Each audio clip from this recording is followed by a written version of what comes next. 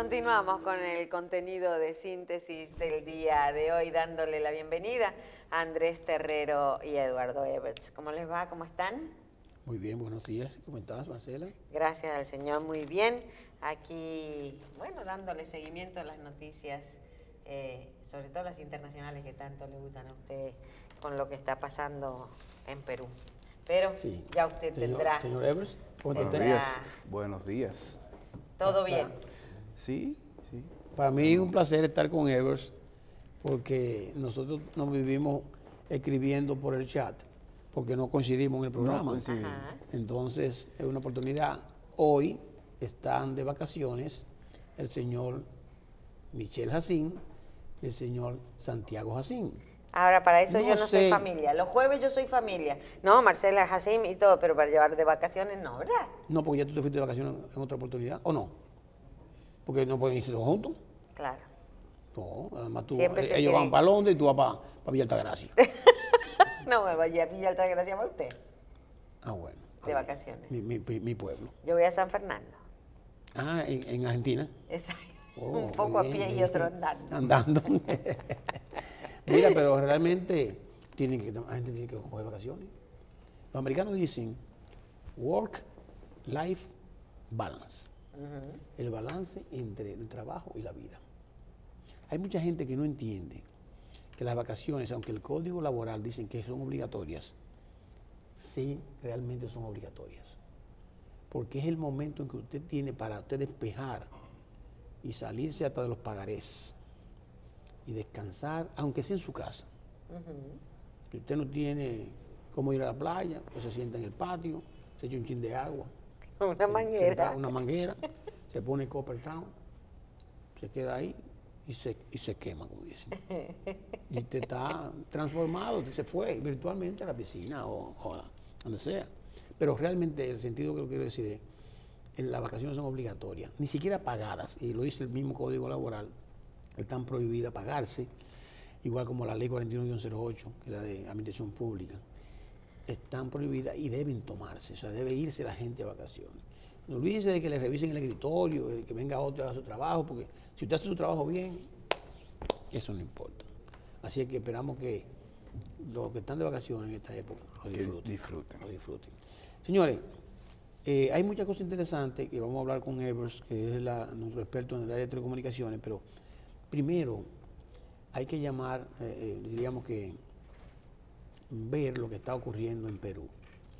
Habíamos analizado, Marcela, contigo, el tema de la decisión política que tomó el presidente del Perú, Kuczynski, de que estando en una cuerda floja por haber mentido al país o a sus ciudadanos sobre su participación profesional en un contrato o varios contratos entre él y posiblemente entre una empresa relacionada con él o la empresa de él, con Odebrecht, cosa que él atribuye en momentos en que él no era funcionario y que necesariamente no tenemos por qué dudarlo, no lo dijo oportunamente.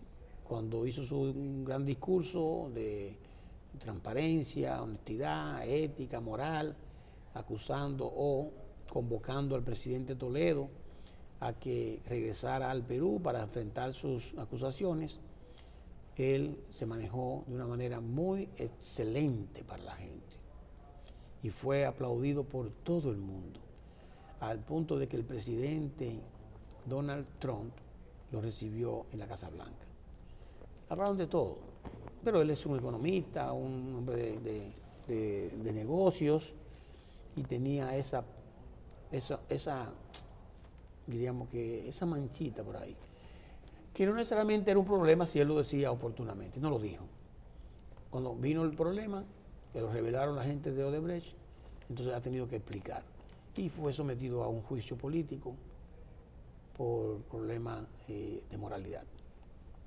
Se salvó, y se salvó porque había aparentemente negociado. Y no aparentemente, porque si la oposición vota a favor tuyo, es porque hay alguna negociación. Porque la oposición no es tan santa con los presidentes ni con los gobiernos de turno. Entonces algo ocurrió y se vio que los Fujimori los hijos de Fujimori, el partido de Fujimori y algunos otros partidos de oposición se abstuvieron de votar o votaron a favor del presidente. Y el presidente se quedó por una diferencia de 8 votos.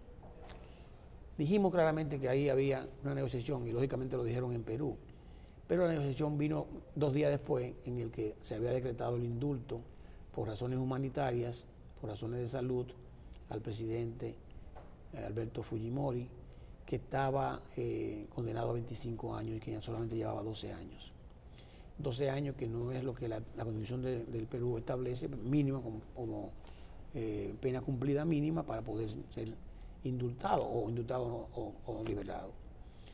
La facultad de indulto lo tiene el presidente, y él lo hizo, pero aparentemente el resultado no fue el esperado. Una gran cantidad de personas está tirada a las calles reclamando que se eche hacia atrás el indulto. Los organismos internacionales como las Naciones Unidas y la OEA han dicho que eso no debe ser. Derechos Humanos Internacional también reclama que no debe ser. Partidos de oposición han dicho que eso es insólito. Miembros del gabinete del presidente Kuczynski han renunciado 2 o 3, y creo que 3 legisladores de su partido se han cambiado de partido, diríamos que motivado por esta decisión que entienden es desacertada. Hay una inestabilidad política en el Perú y nosotros que dijimos que veíamos bien saludable que no le hubiesen hecho en el juicio político sacarlo del mandato, porque esto realmente vulnera la democracia, y ya hemos visto casos como el de Dilma Rousseff, donde por razones políticas había sido excluido del mandato de la presidencia de la República. Pero veremos a ver si esto en unos días se puede limpiar el camino. El presidente ha dicho que volteen la página. Fujimori ha pedido perdón. En realidad es un tema muy difícil, porque Fujimori, cuando era presidente de la República, y eso lo recordamos, real y efectivamente contribuyó al clima de seguridad en Perú, eliminando las guerrillas, eliminando focos que realmente eran de muy alto nivel de peligro para la estabilidad democrática del Perú. Recordamos aquella vez en que en la embajada, en una de las embajadas, un grupo de insurgentes entró y secuestró a un grupo de diplomáticos e invitados a una ceremonia. Y salió muy bien Fujimori, aunque algunos de los rehenes murieron, pero salió bien. Es una pena lo que está pasando. Creo que lo mejor que le puede pasar a Fujimori cuando salga de la clínica es irse de Perú, para que por lo menos la gente no lo vea cerca del Perú, me parece a mí. Ojalá que la cosa se vaya mejorando en Perú para evitar una desestabilización. La Policía Nacional ha lanzado una aplicación para reportar delitos, que parece sumamente interesante. No funciona, por lo menos lo que tenemos Tenemos un video ya listo. ¿Tenemos un video? Nuestra directora, sí. Vamos a verlo. Vamos a ver Ahí el video. está. ¿Tiene audio? Sí, claro. Vamos arriba. Botón, que es el botón de asistencia a violencia de género, que solamente se activa con aquellas personas que han denunciado haber sido víctimas de violencia de género. Esas mujeres que se presentan en esas condiciones, nosotros le activamos el botón de pánico. Cuando una persona víctima de estas que nosotros vemos todos los días se presente, nosotros llenamos un formulario con los datos de su agresor, porque ¿a quién vamos a salir a buscar? Nosotros sabemos a quién buscar, y nosotros hemos establecido un protocolo y un procedimiento que nos permite a la mayor brevedad posible estar asistiendo a esta persona, no importa dónde se encuentre.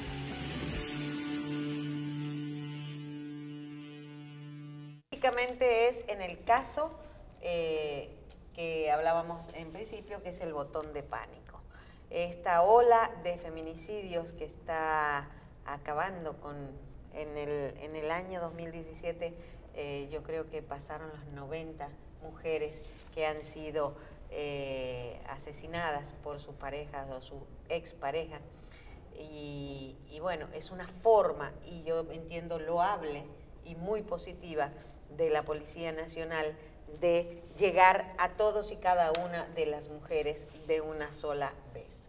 Toda aquella mujer que tenga problemas con su pareja, con su expareja, de amenazas, debe acercarse a la Policía Nacional para que esa aplicación sea activada, el botón de pánico. No es a todo el mundo. Usted no tiene en este momento un botón de pánico si tiene su celular con esa aplicación, que todavía tiene algunos problemas para accesar a ella, pero entiendo que en estos momentos sí se va a solucionar, ¿verdad? Vamos a esperar que, pues como todo piloto, la aplicación se termine de desarrollar. Es una lástima que no podamos verla ahora mismo, pero hay algunas interrogantes en cuanto a la aplicación, y es número uno. Siendo una aplicación destinada para emergencia, necesita internet. Exacto. Si la víctima no tiene internet, no hay forma de acceder a ella. Ahí está. El tema del botón de pánico, pregunta tonta. Es una aplicación. ¿Puede ser que no tenga? No hay forma. Es una aplicación. Es una aplicación, necesita internet. Tecnología. Necesita internet. Okay. Número dos, necesita también que la persona ya haya ido a un cuartel o haya establecido una querella previa antes de haga la denuncia para que le plástico. Activen el botón de pánico en su celular. El número 3, yo entiendo que para una situación de emergencia, una aplicación no es viable. Tú tienes que crear canales más efectivos que una aplicación, porque si en ese momento no hay una patrulla cerca o no tienes el acceso a un teléfono inteligente o a tu teléfono inteligente porque tu agresor te lo quitó, ¿cómo vas a aplicar el botón del pánico? Yo entiendo que la aplicación llena un vacío, la aplicación tiene un uso, pero el uso tiene que ser básicamente informativo, no puede ser un uso de emergencias, porque aunque el teléfono inteligente te da la ubicación de donde está la víctima y tú puedes llegar más fácil sin tener que estar haciendo preguntas, a lo mejor la persona no está en condiciones de contestar, que esa es una de las debilidades que tenemos con el 911. Cuando llamamos tenemos que dar muchos detalles de ubicación, detalles de estado de la víctima, detalles de la situación de la emergencia. Esta aplicación, bueno, al menos te resuelve uno de esos detalles, que es la ubicación. Sin embargo, tenemos que ver que probablemente en la situación de emergencia, la víctima o no tenga acceso a internet o no tenga acceso al celular porque su victimario se lo haya quitado. Debemos de tener en cuenta que la aplicación puede ser más útil a manera informativa que a manera de resolver una emergencia. Sí, bueno, yo pienso, que ese es un punto importante para la policía, porque el tema de la limitación del uso de la internet, que aunque la brecha digital se está reduciendo, con algunas, por ejemplo, anuncios del gobierno central, ha dicho, por ejemplo, que va a haber internet, wifi gratis en los aeropuertos, en las escuelas, en el metro, en el teleférico, hay limitaciones todavía. Y en verdad, para tú poder accesar, y en áreas donde no hay mucha comunicación, pero todavía hay algunos proveedores de servicios que no tienen tanta cobertura, también es una limitación. Pero es una buena iniciativa, de verdad que es una buena iniciativa. Excelente. Inclusive se ha pedido mucho el tema del botón de pánico. Ahora, yo creo que también... En otros países tienen un beeper, como dicen. Exacto, pero también eso es más efectivo porque es personalizado y más directo. Esto tendría que ir a una base de datos, entonces la base de datos notificar a un actuante cercano. O sea, es un ente de 3 vías, no un ente de 2 vías. Y igual también, aunque estamos viendo la información hoy en los periódicos, eso de que sea que la persona tiene que ir primero a un destacamento, a poner una querella, para entonces después que se le puede poner a cesar la aplicación para que tú puedas tener el botón de pánico. ¿Es necesario poner una querella o solamente hacer una denuncia? ¿O es lo mismo? Entiendo que es lo mismo en este caso, pero es necesario acercarse presencialmente a un destacamento de la policía. Y más con el tema que hay aquí de los relajos que la gente... No, por eso entiendo que es ese freno, para que no sea que cualquier persona que agarra un celular o un niño o lo que sea que pueda tocar el botón de pánico. En ese sentido creo que es correcto, porque hay que hacer un pequeño filtro, porque sabemos que pasó en varias oportunidades la gente que hace llamadas, como decían, llamadas molestosas. Sí. Okay. Vamos a darle tiempo a la Pero, aplicación. Sí, pero quería- Vamos a darle tiempo a la entiendo que aplicación. tiene que coger un poquito de tiempo.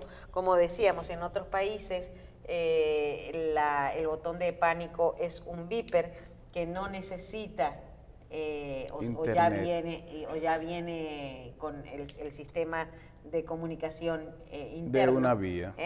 Y bueno, funciona. Tiene localizador y tiene, como usted dice, un emisor y un receptor, nada más. Le iba a decir que cuando se refería al ingeniero Evers al tema del 911, el 911, con el tema de que hacen muchas llamadas, que toma tiempo, esto es un protocolo internacional realmente, efectivamente es así. Recuérdese cuando el tema de Michael Jackson o O.J. Simpson, que se quejaron también la gente de que mientras ocurría el evento, la gente del 911 estaban preguntando. Ay, Pero sí, realmente, desesperante. pero es desesperante, pero es el protocolo. Pero es desesperante para la persona que tiene la emergencia. Para que está llamando. Exacto. Pero realmente en lo que el operador está procesando, la unidad ha salido. Sí. Se supone que la unidad ha salido y tranquilo, que vamos en camino, y aquello, pero la gente no cree. Porque en realidad el que está en la emergencia, señores, le es difícil entender. Es como cuando tú tienes un problema en la calle y que tú estás esperando la ambulancia. Sí. No que está llamando, sino que está esperando la ambulancia. Me parece que son horas lo que ha durado la ambulancia. Y realmente no. Mira, por ejemplo, ayer, en el caso del estado de Quisqueya, que vimos que el séptimo cielo cogió fuego, yo veo una declaración o una intervención de Dalbert Polanco, que es el director ejecutivo del 911, diciendo, recibimos una llamada a las 6:36. Colocamos un caso un minuto después, por ejemplo, ¿verdad? Y la unidad llegaron a 5 o 6 minutos. Ese es el estándar. O sea, ahora, después que tú llegas con la unidad ahí, al estadio Quisqueya, ya el problema de cómo vamos a manejar esto es otra cosa. Porque para entrar al estadio, ahí seguro el problema. Bueno, si me meto un camión ahí me va a dañar el estadio. Mira, pero ¿por dónde va a entrar el camión? El camión no cabe por tal sitio. O sea, todo eso son las cosas que hay que ver desde el punto de vista preventivo. O sea, como en un plan de contingencia que se supone, un estadio como ese, que pudo haber estado lleno de gente porque había juego ayer. Es que los periodistas estaban ahí. Estaban transmitiendo. Los periodistas Sí. estaban ahí, tuvieron que salir. En Aldo Boden yo vi que dijo que estaba transmitiendo en un momento. Inclusive, ellos vieron el humo. Inclusive, el humo salió de un aire acondicionado. Inclusive hubo periodistas o gente, empleados del estadio, que intentaron sofocarlo con los extintores que estaban en el lugar como debe de ser, ¿verdad? Sí. Pero hay una diferencia entre lo que es fuego, y ahí me corriges, y el fuego eléctrico, que es sin llamas en un principio, ¿verdad? Sí. Hasta que coge material inflamable y ahí sí empiezan las llamas. Pero al principio los cortocircuitos empiezan a calentarse a través de los cables. Sí, pero se huele. Se huele, pero es más difícil detectar. Ya cuando las llamas cogen otras cosas, los cortinados, las alfombras, los asientos, ahí ya la cosa cambia. Pero sé que los periodistas tuvieron que salir de manera acelerada del séptimo cielo. Ahí vemos la llegada. Ricky Novoa dice en el Listín Diario, creo, que los bomberos tardaron mucho en llegar. Sí, pero ¿cuánto es mucho? ¿Cuánto es mucho? ¿Cuánto es mucho? Esa es la pregunta. Es lo que estábamos hablando. Para el que está en la emergencia, el tiempo de espera es larguísimo. Es verdad, cuando uno está feliz, ¿qué pasa? Uno mira la hora y se pasa volando el tiempo. Ahora, cuando uno está aburridísimo, cuando tenga angustia o en angustia, uno mira la hora y pasaron 2 minutos nada más. Habría que ver cuánto tardó el cuerpo de bomberos en llegar. También hay que pensar que era hora pico, aunque parezca mentira porque sí. Está oscuro. Eran las 6 y pico de la tarde, donde los tapones son bastante fuertes y todavía nuestra cultura de orillarnos para dejar pasar ambulancias y bomberos no es tan fuerte. No. Y otra cosa también es que hay que ver cuál es la instrumentación que tenía esa unidad de bomberos que actuó en ese momento, porque llegar a un incendio que está a más de 50 metros de altura, es probable que haya sido un poco difícil inicialmente para esa unidad. Entonces, sí. Aunque los bomberos hayan llegado, como romper el shock inicial, saber qué hacer en ese momento, porque yo entiendo, para las operaciones tanto de rescate como operaciones de militares, lo que da la perfección es la práctica. Y si ese escenario nunca se había practicado, entiendo que había una incertidumbre grande de parte del personal de los bomberos que estaban en ese momento. Y eso me preocupa no solamente en el caso de ayer, que ya pasó, sino qué puede suceder en Santo Domingo, donde vemos ya una ciudad totalmente vertical, torres, cuando haya un incendio o cuando haya una emergencia en un piso alto de una de esas torres. Mira, eso precisamente es el punto que iba a tratarte, porque mira, vamos a ver lo que dice aquí entre las reacciones, el periódico, el Diario Libre. Dice, Dalbert Polanco, que estuvo ahí, director del 911, recibimos la primera llamada a las 6:34 p.m. Se creó el caso a las 6:36 p.m. La primera unidad de la policía llegó a las 6:42. Son 6 minutos, ¿verdad? Y la de bomberos a las 6:43. 7 minutos. Se trata de una respuesta total de 9 minutos. Excelente tiempo de respuesta. Yo entiendo que sí. Sí. Ahora, Reinaldo Boden dice, realizaba el programa Prensa y Deporte, creímos que eran los equipos de transmisión, pero vimos saliendo un humo desde el salón de actos. Estamos hablando de alrededor de las 6:25 de la tarde. Fíjate que Reinaldo Boden dice que a las 6:25 de la tarde ellos sintieron un problema de humo, ¿verdad? O sea, de humo y de olor. Entre 6:25 y 6:34, ¿cuánto van? 9 minutos. 9 minutos. Entonces, fíjate que entre lo que se detectó primero a llamar al 911 pasaron 9 minutos. Sí. Y entonces, de 9 minutos de ahí a 9 minutos de hoy ya van 18. 18 minutos. Entonces, ahí sí hay una diferencia. Claro. Entonces, ¿qué es lo que pasa? El momento de la acción. O sea, oye, estamos aquí en alto, si hay un problema de humo, oye, un problema de humo y un problema de olor a quemado, es un problema de fuego. Un problema serio. De fuego, ¿eh? ¿Sí? Entonces, mira, lo mejor es activar el 911 enseguida. Miren, por si acaso tenemos este problema aquí. Y qué raro que no tuviera aspersores, ¿se llaman? Los que Recuerda agua inmediatamente. Sí, pero recuerda mira que esto, el Estadio Quisqueya, no hay camiones. Recuerda que el Estadio Quisqueya tiene 60 y tantos años de construido. 55, no, en 55 se construyó. Entonces, no, es probable... pero todo eso era nuevo. No, pero no importa, no importa. Mira lo que dice el alcalde de la ciudad. Gracias a la donación de un grupo de empresarios de la alcaldía de Miami, tenemos este camión escala. O sea, tenemos un camión escala. Un camión escala. Gracias a la donación de un empresario de Miami. O sea, si ese camión no estuviera ahí, se hubiera ido todo su entero, porque ¿cómo lo van a pagar? ¿Cómo llega el agua ahí arriba? Bueno, había... el camión entró... Ustedes saben que ahí cerquita... Mira, ese camión escala, ese camión escala. Bueno, ese no es, no, porque es más grande, tiene que ser más grande, y se ve la escalera hacia allá. Y entonces hubo un problema también, porque cuando el camión de escala llegó y lo ubicaron, el agua no llegaba, porque había un problema en el terreno, de un desnivel. O sea, que, óyeme, esto es un asunto, como dice Evers, a considerar, señores. Aquí hay torres de 20 pisos, de 30 pisos, de 40 pisos. Todo esto, y no tenemos las facilidades. Por eso hablando, señores, de la ley de gestión de riesgos. Aquí hay un amigo que tiene un programa que se llama Riesgo Cero, y después le pone 2 puntos, utopía. Porque no hay, o sea, el riesgo cero no existe. Así que esto, señores, lo importante fue entre el momento en que se detectó que había un problema a que el momento que llegó, por razones que fuera, 20 minutos casi. Sí. Y eso sí es una diferencia grande. sí. Bueno, fuego abre herida y muestra otra. Eso dice el periódico. Pero ni modo, señores,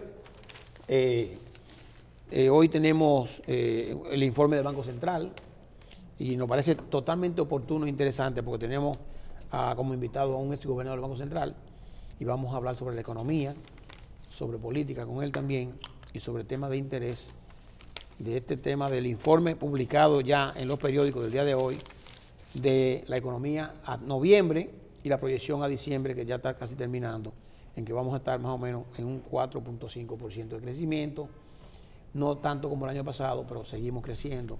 Y se explica a las autoridades monetarias el impacto que tuvo negativamente los huracanes Irma y María, que afectaron a la República Dominicana en el mes de septiembre, que es el mes de los huracanes, y que eso pues paralizó el proceso económico de la República Dominicana. Evidentemente que nadie puede decir lo contrario. Hablando también de economía, vemos que hoy se completa el proyecto de fusión de Altiz y Tricón. Es un tema muy económico, es un tema totalmente económico, no es un tema técnico, no es un tema regulatorio, es un tema totalmente económico, ya que es una fusión puramente económica. O sea, es donde Altiz asume todo lo que son los pasivos, los activos y todo lo que tenga que ver con la marca Tricón. Tricón desaparece. Inclusive tengo entendido que las torres de los sites de celulares, Altiz no va a utilizar esos sitios, va a utilizar sus sitios propios, que eran los de Orange.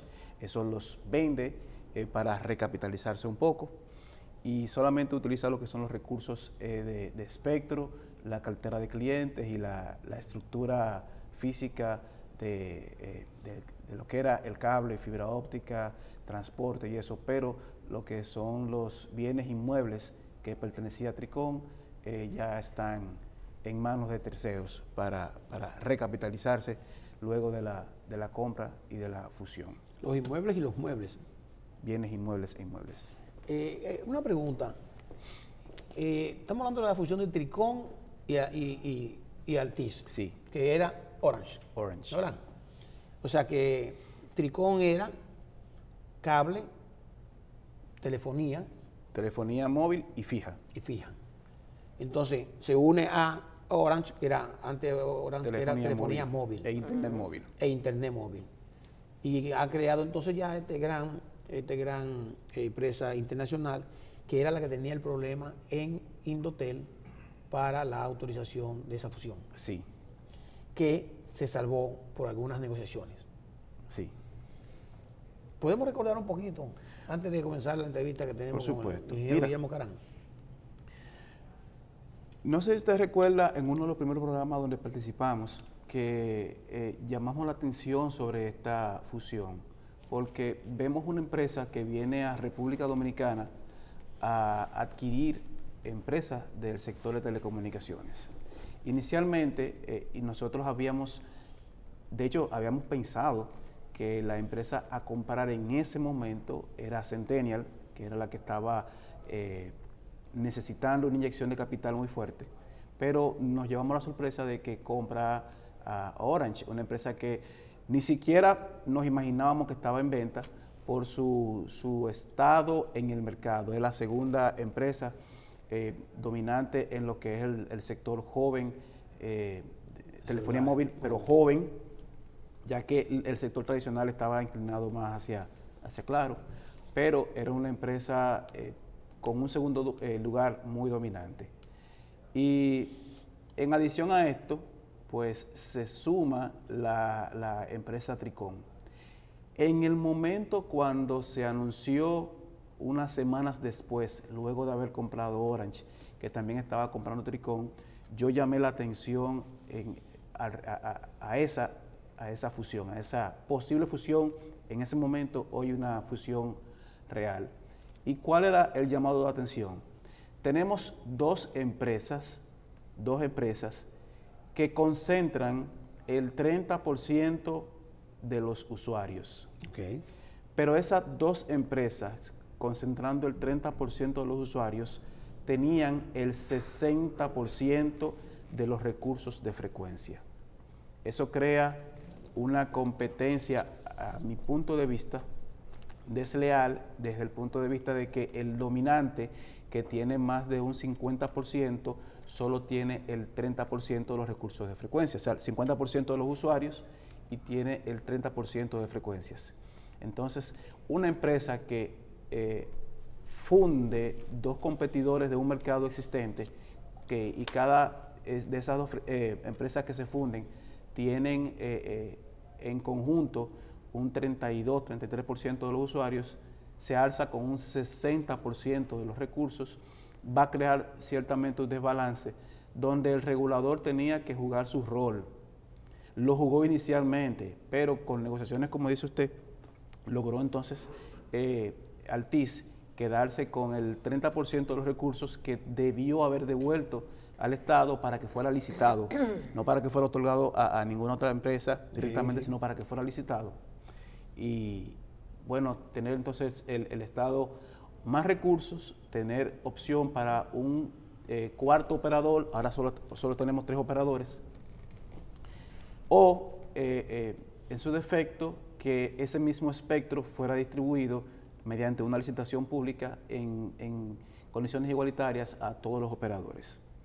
Pero vemos que esto no sucede así y entiendo que la negociación fue a un nivel muy alto porque no hemos visto en los medios la posición de ninguna de las otras dos prestadoras que debieron haberse pronunciado y aparentemente, al menos públicamente, no lo han hecho.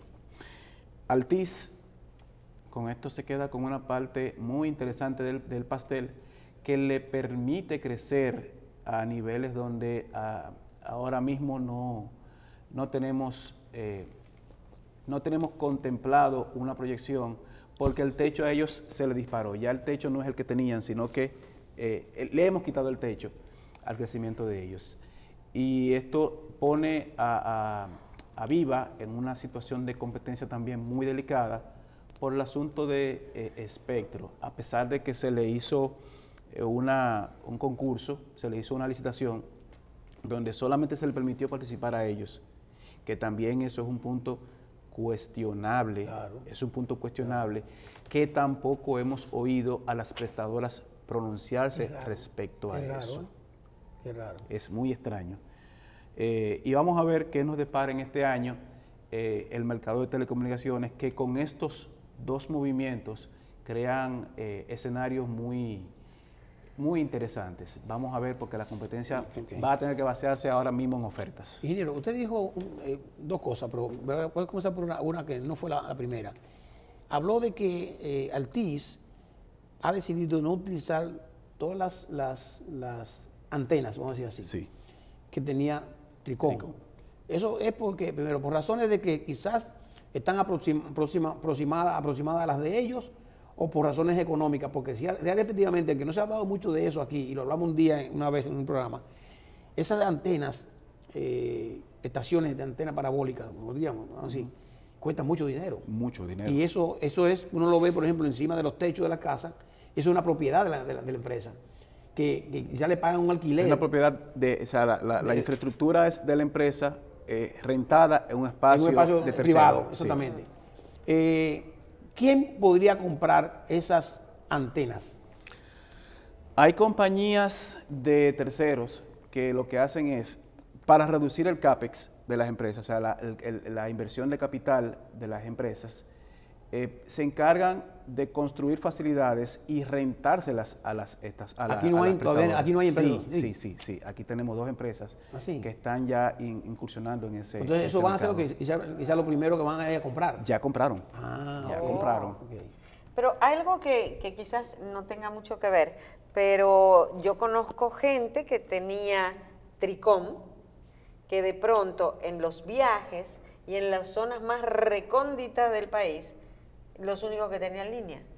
¿Eso influye o no? Sí, influye bastante y el regulador, vuelvo y digo, tiene que tomar ojo con eso. Porque los teléfonos CDMA fueron prácticamente descontinuados. Exacto. Los CDMA eran los teléfonos que no usan el chip, sino que ya venían con otro modelo de transmisión. Y esos teléfonos prácticamente han sido descontinuados. Entonces, al no tener la constancia del servicio, esa cobertura se pierde. Y Tricom tenía una cobertura muy sólida en el sur del país. Muy sólida. Me atrevo a decir que casi la mejor cobertura de todas las telefónicas en el sur. Y lugares que uno decía, no, en este no hay línea, pero ni en lo que era en ese momento Orange y lo que es Claro. Y la persona que tenía Tricom, que viajaba con nosotros, siempre tenía Siempre línea. tenía señal. Sí, siempre tenía señal. Una cosa más, esas empresas que usted dice que están comprando las torres, ¿son empresas locales o son internacionales? Son Porque yo empresas conozco- extranjeras. Extranjeras. Sí. Porque bueno, mi hijo trabaja en una compañía internacional de ese tipo, American Tower Corporation. Ese tema lo teníamos para la próxima semana, que lo vamos a tener invitado a él. Perfecto, perfecto. Y Altiz mejorará el servicio porque últimamente... No, está llamado a hacerlo. Claro. Está llamado a hacerlo. Y están pagando mucha o sea, mucha publicidad. en la transición que hubo desde que decía Orange en los teléfonos y ahora dice Altiz, como que bajó un poquito la Mira, calidad. Bueno, es Marcela, un ajuste, ¿no? Sí, todo lo que implique un cambio en... Esos son bases de datos. O sea, la telefonía celular se ha convertido en manejo de base de datos.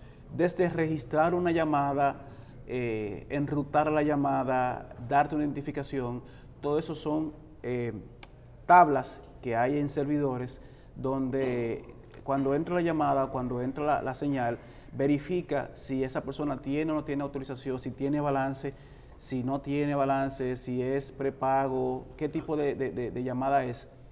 Todo eso son identificaciones en tablas de base de datos. Okay. Cuando se hace una modificación, lo que se hace es cambiar datos en esos servidores. Si en el cambio, sabemos que todos hemos sufrido eso, que cuando nos cambian algo en un servidor, pues hay fallos. Lo que pasa es que estos fallos son masivos, porque no afectan a una sola persona, afectan a millones de Claro. personas. Sí. Entonces, arreglarlo ya es un poquito más complejo. Un tema más, antes de entrar a la entrevista. En el caso de Altiz, se dijo que tenían intenciones de vender a nivel global, a nivel internacional. Y no sé si era parte local. Y negocio es negocio, ¿eh? Pues yo puedo comprar para arreglar y vender. Sí. ¿Eso es una posibilidad que existe? De hecho, eso es lo que hacía Altiz anteriormente. Altiz compraba una compañía, la dividía en pedazos y la vendía. Ajá. Sí, era un broker. Ah, no me digas. O es un broker. Es lo que iba a preguntar, ¿era o es? Es un broker. Entonces, vemos que inicia su trabajo con Tricom, vendiendo la infraestructura inmobiliaria. O sea, comenzando el desmembramiento. Exacto. Vamos a esperar, y por eso digo que es interesante lo que plantea el sector de telecomunicaciones en este año, porque aparentemente hay cosas que son impredecibles. Por más que nosotros tratamos de ver, en telecomunicaciones tú no puedes prever más de 5 meses. O sea, tú haces una proyección a 5 meses, pero cualquier cosa que tú hagas más allá de ese momento, es imposible de establecer una línea porque las cosas varían muy rápido. Pero con Altiz, yo no puedo inclusive proyectar a más de 2 meses, porque me han cambiado la jugada en muchas ocasiones, a pesar de que hemos acertado en muchas de las cosas que hemos dicho que va a suceder estando sentado ahí. Muy bien. Vamos entonces a hacer la pausa y Claro que regresamos. sí. Vamos a hacer una pausa y recibimos a nuestro primer invitado del día de hoy.